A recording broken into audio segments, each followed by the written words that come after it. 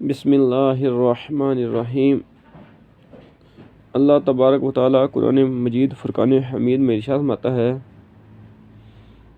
انہیں چھوڑو کہ کھائیں اور برتیں اور امید انہیں کھیل میں ڈالے تو اب جاننا چاہتے ہیں۔ صدر الفاضل حضرت علامہ مولانا سید محمد نعیم الدین مراد آبادی اس آیت مبارکہ کے تحت فرماتے ہیں، اس میں تنبیہ ہے کہ لمبی امیدوں میں گرفتار ہونا اور لذت دنیا کی طلب میں غرق ہو جانا ایماندار کی شان نہیں۔ حضرت علی رضی اللہ تعالی عنہ نے فرمایا، لمبی امیدیں آخرت کو بلاتی ہیں اور خواہشات کا اتباع حق سے روکتا ہے۔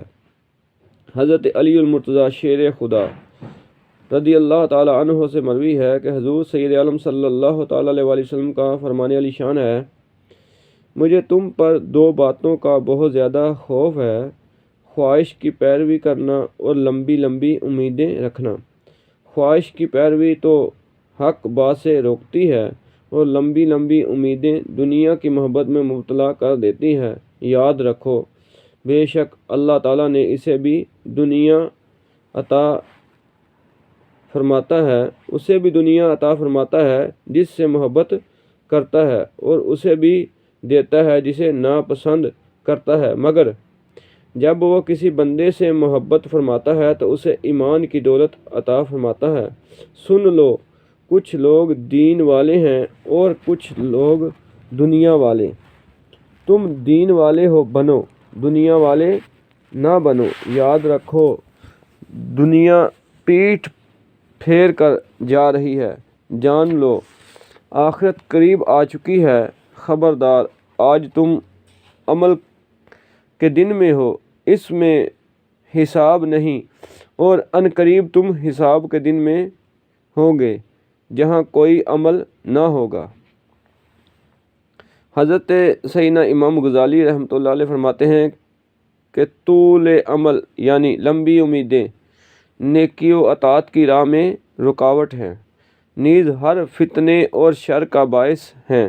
لمبی امیدوں میں مبتلا ہو جانا ایک لا علاج مرض ہے جو لوگوں کو اور بہت سے امراض میں مبتلا کرتا ہے۔ لمبی امیدیں دینی امور میں بھی ہو سکتی ہیں اور دنیاوی میں بھی۔ لمبے منصوبے بنانا جیسے مساجد، مدارس اور خانقاہوں کی منصوبہ جات بنانا، یہ چیزیں برائے خدمت دین بہت اچھی اور اہل اسلام کی بنیادی ضروریات اور تعلیم و تعلم اور اصلاح باطن کا سامان ہیں۔ شرط یہ ہے کہ اگر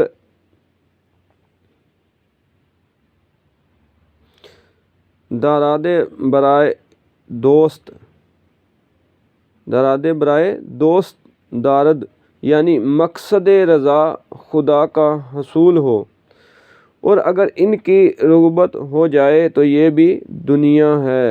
اللہ اکبر۔ دنیاوی معاملات کے لیے لمبی امیدیں رکھنا، یہ امید شہوات کی محبت پر مبنی ہوتی ہیں، جیسے عورت، مال، اولاد کی محبت۔ اللہ تعالیٰ کا ارشاد ہے، لوگوں کے لیے آراستہ کی گئی ان خواہشات کی محبت، عورتوں اور بیٹے اور تلے اوپر سونے چاندی کے ڈھیر اور نشان کیے ہوئے گھوڑے اور چپائے اور کھیتی، یہ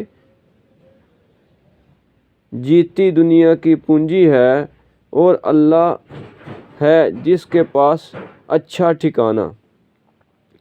اللہ کے محبوب صلی اللہ علیہ وسلم کا فرمان ہے، اگر انسان کے پاس مال کی پوری وادی ہو تو وہ چاہے گا کہ اسے ویسی ہی ایک اور مل جائے، اور انسان کی آنکھ مٹی کے سوا اور کوئی چیز نہیں بھر سکتی، اور جو اللہ سے توبہ کرتا ہے وہ اس کی توبہ قبول کرتا ہے۔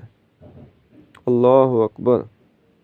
انسانی خواہشات جو ہیں وہ کبھی بھی پوری نہیں ہو سکتی، وہ تب بھی پوری ہوں گی کہ وہ جب تک زمین میں چلا جائے، اور جو قبر کی مٹی ہے وہی اس کو پورا کرے گی۔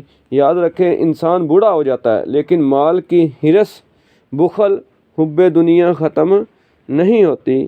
تو اللہ تبارک و تعالیٰ سے جو ہے وہ آخرت مانگنی چاہیے۔ دنیا کی زندگی جو ہے وہ عارضی ختم ہونے والی زندگی ہے، لہذا ہمیں اپنے اعمال کا احتساب کرنا چاہیے اور اس پر غور و فکر کرنا چاہیے کہ ہمارے دن رات کن کاموں میں گزر بسر ہوتے ہیں۔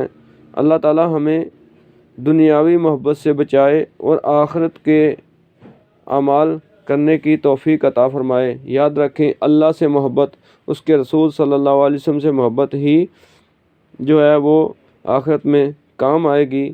تو دنیا کی جو لالچ ہے، جو ہرس ہے، یہ دنیا میں بھی انسان کو ذلیل کرے گی اور آخرت میں بھی ذلیل کرے گی۔